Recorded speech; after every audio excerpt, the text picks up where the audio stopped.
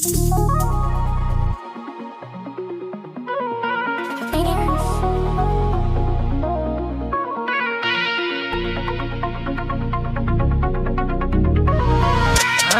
nedir? Otur görey kepleyi meydan edip lazım olsa coşur dənizlər kimi tufan edir. Adam var ki mənəm deyir məzluma divan edib. Baxırsan darabız qoy yaşamaqdan heç nə yoxdur. Baxırsan darabız qoy yaşamaqdan heç nə yoxdur. Dərdiləmin sözlərindən bölməlidir bir nəfər. Ağlamalı sonra gəlib gülməlidir bir nəfər. Canıdan qalaşım ölməlidir bir nəfər. Gör üstündə tapancadan bıçaqdan heç nə yoxdur. Gör üstündə tapancadan bıçaqdan heç nə yoxdur.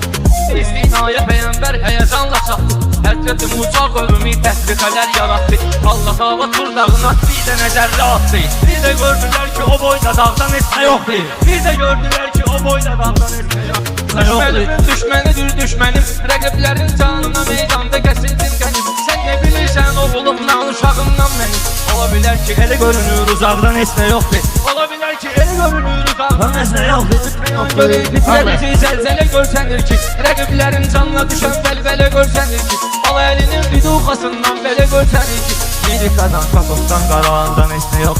Lirikadan, kakosdan, qarağandan heç nə yox. Dostlarımı axtarman seçə biləsən ayetim. Bu dünyadan göz götürüb gözə biləsən ayetim. Orada projaldadır gəlin keçə biləsən ayetim.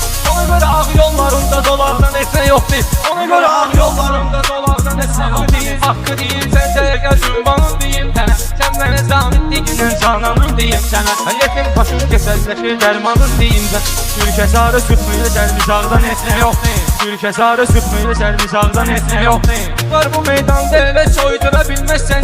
Ayqıların kayfiyyətim uydura bilməzsən. Balqabağı ilə bilsən doydura bilməzsən. Gör orada doldurma kütüm tabaqdan heç nə yoxdur. Gör orada doldurma kütüm tabaqdan heç nə yoxdur.